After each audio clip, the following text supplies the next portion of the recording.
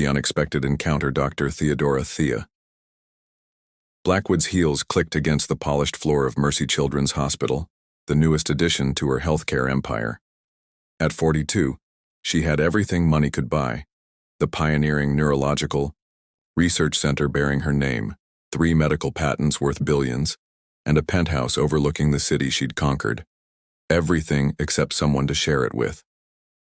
"The new pediatric wing is exceeding expectations, Dr. Blackwood," said her assistant Vanessa, keeping pace beside her. "Admissions are up 30%, and treatment outcomes have improved significantly." Thea nodded, scanning the tablet's quarterly report.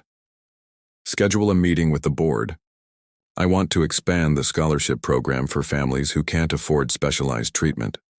This was her monthly ritual: touring the hospital, speaking with staff, ensuring her money was making a difference. The press called her the Ice Queen of medicine, brilliant but detached, generous but distant. Few knew how much she carried beneath her carefully constructed exterior.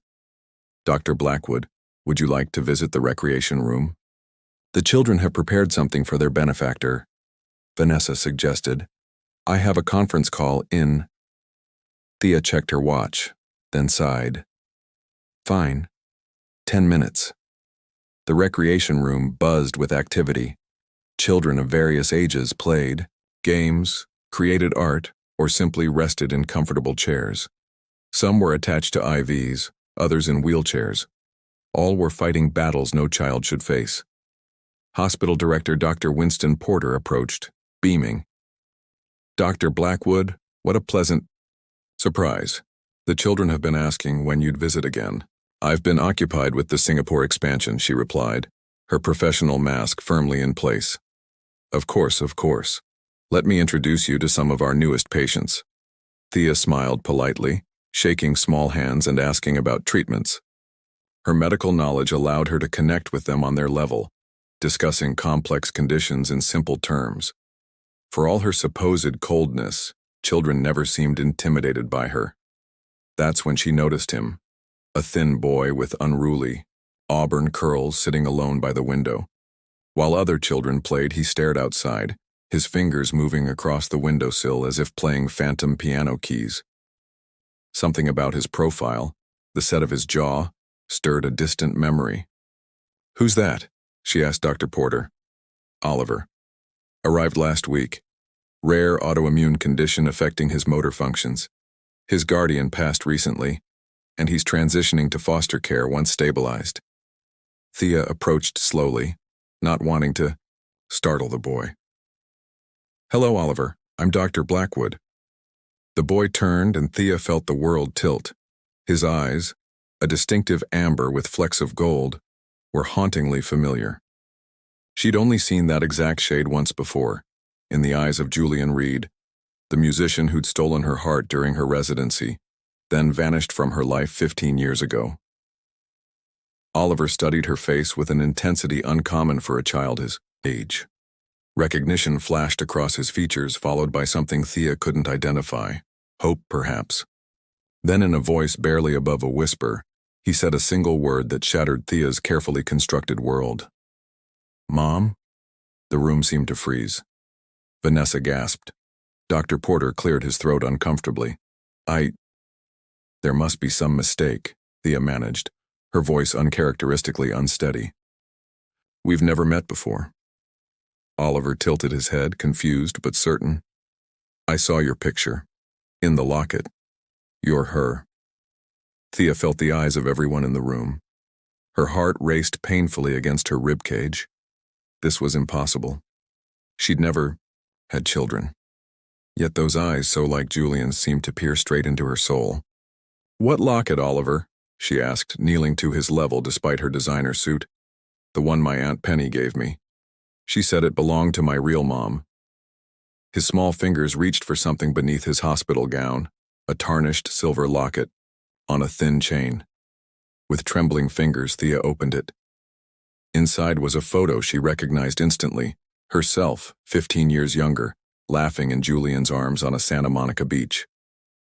The day before everything fell apart, the room spun around her as impossible questions flooded her mind.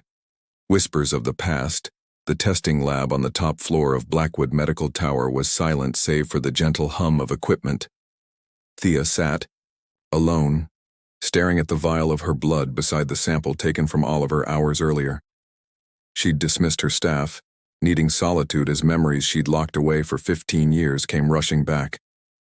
"Run the comparison again," she instructed the AI system she'd developed. "Full genetic marker spectrum." "Processing," responded the smooth voice of Nova, her medical assistant AI. "Estimated completion time, 43 minutes. Thea closed her eyes, remembering Julian Reed as she'd first met him. Not as the rising star he would become, but as the scruffy musician playing for spare change outside the hospital where she was completing her residency. His copper hair would catch the sunlight, those amber eyes crinkling when he smiled. "You look like you could use this more than me," he'd said, offering the coffee a grateful patient had bought him after she'd worked a 30-hour shift. They were an unlikely pair, the dedicated doctor and the free-spirited musician. Yet for 3 years they'd built a world together in their small apartment, her studying medical journals while he composed songs about healing and hope. "Dr. Blackwood," Vanessa's voice came through the intercom, interrupting her reverie. "I've gathered the information you requested on Oliver Henderson." Thea straightened, pushing emotions aside. "Come in." Vanessa entered, tablet in hand. "Oliver James Henderson, age 8. Born at St. Luke's Hospital in Portland. Mother listed as Penelope Henderson, deceased 3 weeks ago. Cancer. Father unknown on the birth certificate." "Penelope Henderson," Thea repeated. The name struck like lightning. "Penny, Julian's younger sister." "I've confirmed that, yes. Penelope Reed Henderson was indeed Julian Reed's sister. She never married but legally changed her name after—" Vanessa hesitated. "After what?" "After her brother disappeared from public life. According to records, Julian Reed canceled his international tour 15 years ago and effectively vanished from the music scene. There were rumors of substance abuse, though nothing confirmed. The timeline aligned perfectly with their breakup. Julian had gotten his big break, a record deal and tour that would take him away for 18 months. Thea had just received an offer to lead an experimental surgical program in Switzerland. "We want different things," she'd told him that final night, though what she really meant was that she was terrified of holding him back, of eventually becoming the reason his dreams died. "What else do we have on Penelope?" Thea asked, pushing the memory away. She was a kindergarten teacher, well loved in her community, no criminal record, diagnosed with aggressive lymphoma 6 months ago. Vanessa scrolled through the file. One interesting note, she previously worked as a surrogate for 2 couples before her brother's music career took off. It helped pay for his first professional recordings. Thea's heart stopped. A surrogate? The memories flooded back. Julian and Thea lying in bed after making love, talking about someday. Children they might have. Thea confessing her fear that pregnancy might derail her surgical career at a critical juncture. Julian mentioning that his sister had been a surrogate and might help them when they were ready. "There's something else," Vanessa said carefully. Among Oliver's possessions was a sealed letter from Penelope, to be opened in the event of her death. Hospital staff documented it but didn't open it. It's addressed to both Oliver and you, Dr. Blackwood. Thea stood, abruptly. "Where is it now?" "With Oliver's social worker, Ms. Daniels. She's waiting in your office." 20 minutes later, Thea sat at her desk, the cream-colored envelope before her. Across from her, social worker Regina Daniels watched with professional detachment. "Did you know about this connection when Oliver was admitted?" Thea asked. Regina shook her head. Penelope Henderson's will simply indicated Oliver should be brought to this hospital specifically if anything happened to her. The letter was to be given to you if Oliver recognized you, which apparently he did. With steady surgeon's hands that belied her inner turmoil, Thea opened the envelope and began to read. "Dear Thea, if you're reading this, 2 things have happened. I'm gone, and Oliver has found you. 15 years ago, when Julian came to me, heartbroken, after your separation, he didn't know I was already carrying your child. We had completed the embryo transfer just 2 weeks before your relationship ended. I tried to tell him, to tell you both, but Julian had spiraled into a darkness I couldn't reach, and you had already left for Europe. I made a choice I've questioned every day since. I raised Oliver as my own, telling him only that his birth mother was someone special who couldn't care for him then. I kept the locket with your photo to give him someday when he was old enough to understand. I never imagined someday would come like this. Oliver is extraordinary, Thea. He has your brilliance and Julian's soul. He deserves to know where he comes from. Julian doesn't know. After his breakdown, he disappeared from both the music world and my life for many years. I've heard he's sober now, teaching music somewhere in the Northwest. I'm sorry for the pain this will cause, but not for the years I had with Oliver. Love him, Thea. He's the best of both of you. Penelope. The letter trembled in Thea's hands. Outside her office windows, the city continued its eternal rhythm, unaware that her world had just shattered and reformed around an impossible truth. Dr. Blackwood, Nova's voice interrupted through the office. Speaker. DNA analysis complete. Results ready for review. But Thea already knew what they would show. Truths unveiled. Genetic match confirmed at 99.9997%, Nova announced as the results appeared on the wall screen. Maternal relationship verified. Thea stared at the swirling double helix comparing her DNA to Oliver's, the matching segments highlighted in pulsing blue light.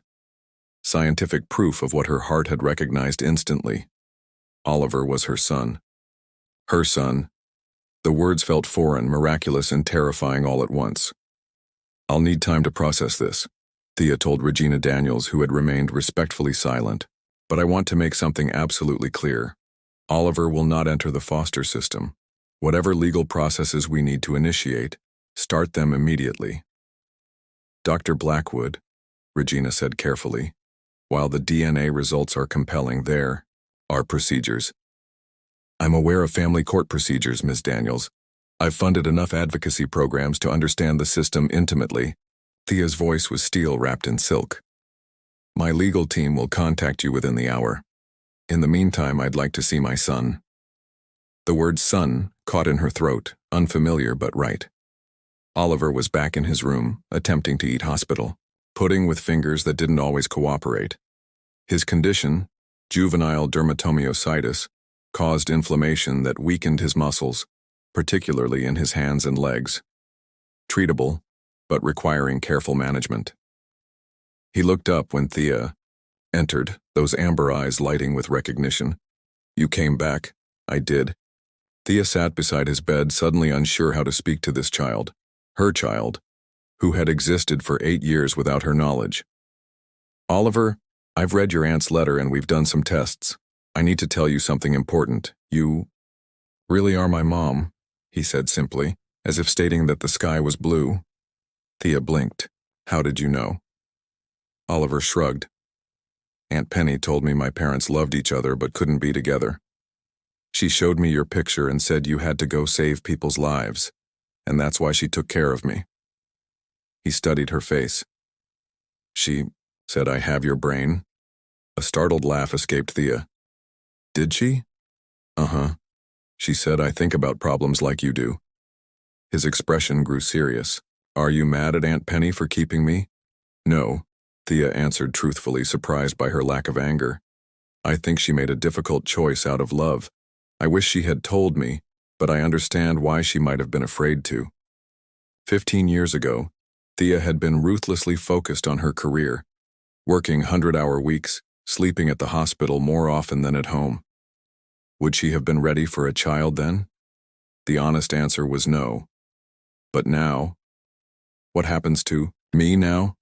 Oliver asked, the vulnerability in his voice breaking through her thoughts. That depends, Thea said carefully. How would you feel about coming to live with me when you're well enough to leave the hospital? Oliver considered this with surprising thoughtfulness for an 8-year-old. Do you know how to make cinnamon toast the right way? Aunt Penny always cut it in triangles, not rectangles. Thea felt something warm unfurl in her chest. I can learn. Okay. Then, he nodded decisively. What about my dad? Aunt Penny said he made beautiful music. The question pierced Thea's carefully constructed composure. His name is Julian Reed. He and we loved each other very much once, but we lost touch before you were born. Is he dead? Oliver asked with the bluntness of childhood. No, at least I don't believe so. We're trying to find him. Good, Oliver said, returning to his pudding. I want to meet him too. In the hallway outside Oliver's room, Vanessa waited with Thea's personal physician, Dr. Eleanor Wright. I've reviewed his case, Dr. Wright said without preamble. The treatment protocol is solid, but I've taken the liberty of consulting with Dr. Himura in Tokyo. His immunotherapy approach could significantly improve Oliver's long-term prognosis. Make the arrangements, Thea replied. And Eleanor, thank you. Dr. Wright, who had known Thea since medical school, nodded. He has your determination, you know. The physical therapists say he never quits, even when he's clearly exhausted. Thea felt an irrational surge of pride for this child she was just beginning to know. Later that evening, after ensuring Oliver was comfortable for the night, Thea stood on her penthouse balcony overlooking the glittering city. The life she had carefully constructed, predictable, controlled, successful, had been upended in a single day. Her phone chimed with a message from her investigator. Possible location: on Julian Reed. Teaching music at Pinewood Conservatory, Blue River, Washington. Confirmed employment and residence, awaiting instructions. 15 years of silence stretched between them. The ambitious surgeon and the soulful musician, former lovers now connected by a child neither had known they shared. What would Julian say when he learned the truth? Would he want to be part of Oliver's life, part of hers? Thea touched the screen, staring at the address. 3 hours by car, a lifetime away in every other sense. Send me everything, she typed. I'll go myself. Some truths had to be delivered in person, no matter how much they might hurt. Bridges. Built from Ash's Blue River, Washington was the antithesis of Thea's metropolitan life. A town nestled against evergreen forests and dominated by a river that ran clear as crystal through its center. As she drove her rented car down Main Street, the signs of autumn were everywhere. Pumpkins on porches, golden leaves spiraling to the ground, locals in flannel and boots.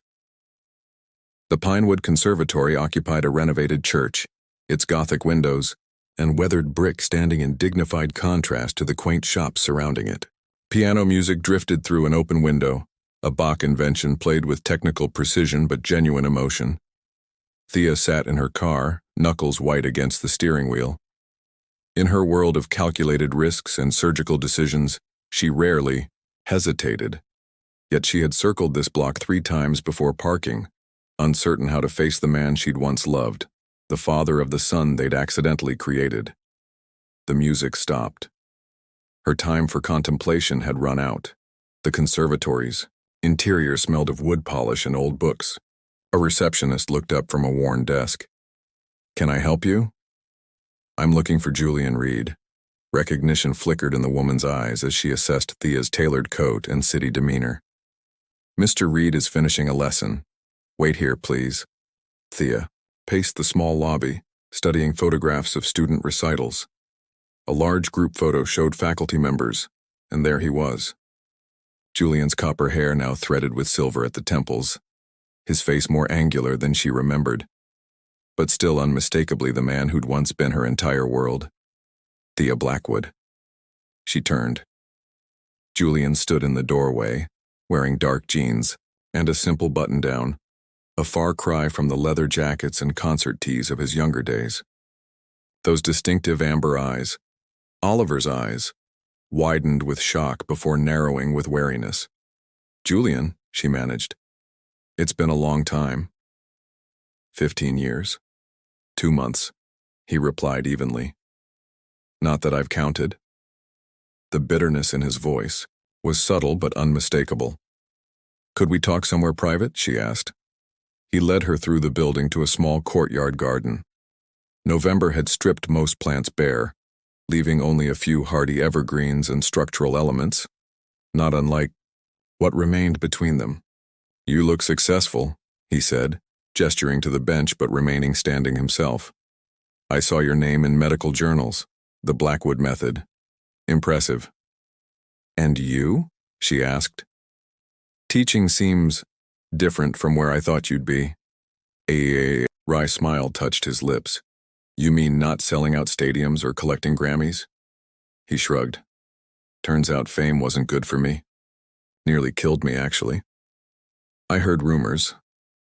All true, probably.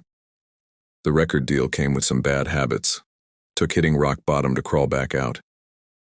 He glanced at the conservatory. Found my way here 6 years ago, teaching kids who actually want to learn, composing for myself instead of record executives. It's a quieter life. You seem well, she offered. I am. He finally looked directly at her. Why are you here, Thea? After 15 years of silence, you tracked me down to a small town in Washington. Something tells me this isn't a casual reunion. Thea had rehearsed this moment during the entire drive, yet words failed her now. There's no easy way to say this, Julian. It's about your sister, Penny. Penny? Confusion replaced his guardedness. We haven't spoken in years. Not since. He trailed off, pain flashing across his features. Since your breakdown, Thea finished gently. I'm sorry to tell you this, but Penny passed away 3 weeks ago. Cancer. Julian staggered slightly, reaching for the bench. Penny's dead? His voice cracked. I always thought we'd reconcile someday, that there was time. There's more, Thea continued, sitting beside him but maintaining distance. She left behind a child, a boy named Oliver. Julian frowned. Penny had a kid? She never mentioned. His eyes widened suddenly. Wait, is he why you're here? Is he mine? Did Penny and I? No, Thea interrupted. Oliver is 8 years old. He's not your child with Penny. He's our child, Julian. Yours and mine. The courtyard fell silent. Even the birds seemed to hold their breath. That's impossible, Julian finally whispered. We never... Do you remember discussing having children someday? How I was concerned about pregnancy affecting my surgical career? You suggested Penny might be our surrogate when we were ready. Understanding dawned in his eyes. The embryo transfer. Before, everything fell apart. But you never told me. I didn't know, Thea said simply. After we separated, I went to Switzerland. You disappeared into your tour. According to Penny's letter, she tried to tell us both, but couldn't reach either of us, so she raised him herself. Julian stood abruptly, pacing the small garden. A son. We have a son. He ran hands through his hair, a gesture so familiar it made Thea's heart ache. What's he like? The question broke something inside her, the last barrier of professional detachment she'd maintained. He's extraordinary, Julian. Brilliant and thoughtful. He has your eyes, your musical talent. He plays piano by ear. Does he know about me? He knows you exist, that you're his biological father. He wants to meet you. Julian stopped pacing. And what do you want, Thea? After all this time, what are you hoping will happen here? It was the question she'd avoided during the entire drive. Oliver has a medical condition, juvenile dermatomyositis. It's treatable, but he needs stability, care. He needs his parents. She met his gaze steadily. I'm not asking for us to become a family in the traditional sense. That ship sailed long, ago. But I am asking if you want to be part of his life. And if I say yes? My life is here now. Yours is... where? New York? Boston? Seattle, she corrected. Blackwood Medical is headquartered there. Julian laughed without humor. 3 hours away all this time. The universe has a twisted sense of irony. Silence fell between them again, filled with 15 years of unspoken words, paths not taken, and now, impossibly, a bridge neither had known existed. Can I see a picture of him? Julian finally asked, his voice softer. Thea pulled out her phone, showing him a photo taken yesterday. Oliver, at the hospital. Piano. His thin fingers poised above the keys, concentration etched on his face. Julian's breath caught. He looks like my father. Same jawline. He looked up, eyes glistening. When can I meet him? He's being discharged next week. We could arrange something then. Julian nodded slowly. I'll need to adjust some lessons, but yes, I want to meet my son. As they walked back toward the conservatory entrance, Julian paused. For what it's worth, Thea, I don't blame you. Or Penny. Life rarely gives us clean narratives. No, she agreed. Just unexpected ones. The autumn sun broke through clouds as they exchanged contact information. Two people forever changed by what had been created between them, and what might yet be built from the ashes of their past. Symphony of Second Chances. 6 months passed. Like the turning of seasons, winter thawing into spring, and with it, new growth in unexpected places. Thea's life, once precisely scheduled in 15-minute increments, now accommodated piano lessons, physical therapy appointments, and weekends shared with Julian, who drove to Seattle every Friday without fail. Today marked a milestone, Oliver's first piano recital since coming to live with Thea in her Seattle home. A modern glass and cedar structure she'd redesigned to accommodate his needs. Low counters in the kitchen, an elevator to the second floor for days when his muscles protested stairs, a music room with floor-to-ceiling windows overlooking Puget Sound. Mom, Oliver called from his bedroom. I can't find my blue tie. The word mom still sent a thrill through Thea's heart, though she'd heard it daily for months now. She ascended the stairs, finding Oliver frantically searching through dresser drawers his recital outfit, a charcoal suit they'd chosen together, laid carefully across his bed. It's already with your suit jacket, she reminded him gently. Remember? We said everything out last night. Oliver exhaled dramatically. Right, I forgot. He sat on the bed, fingers twitching in what she now recognized as his nervous habit, practicing piano fingerings on imaginary keys. What if I mess up? Dad's bringing his students. Your hospital board people are coming. What if my hands lock up? Thea sat beside him, recognizing the fear beneath his words. Though Dr. Himura's treatment protocol had significantly improved his condition, Oliver still experienced flare-ups, particularly under stress. First, she said, they're not hospital board people, they're friends who want to support you. Second, your father's students are coming because they admire you, not to judge you. And third, she took his hands in hers.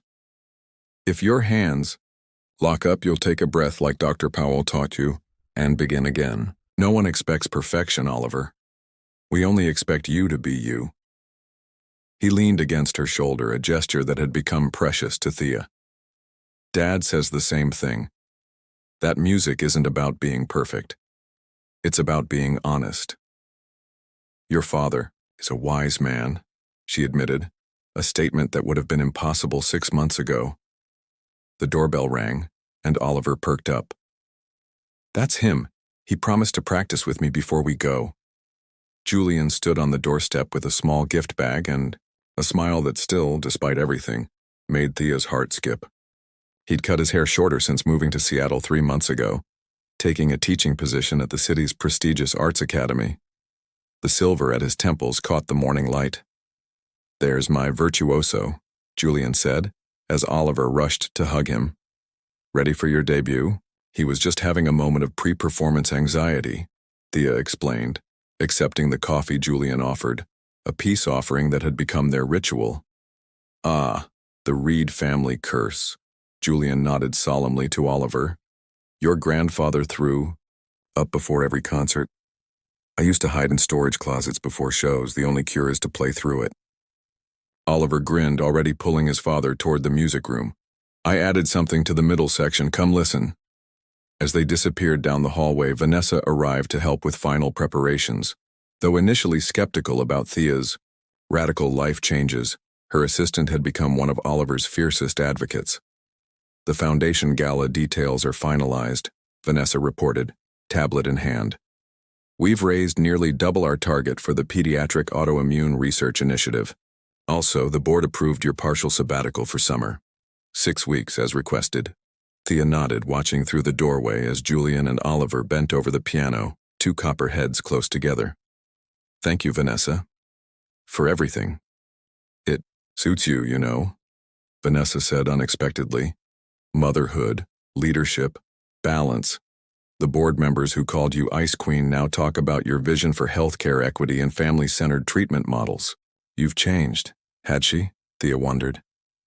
Or had she simply discovered parts of herself long buried beneath ambition and fear? The recital hall of the Seattle Arts Academy buzzed with anticipation. Oliver was scheduled last, an honor for the student showing most promise according to Julian.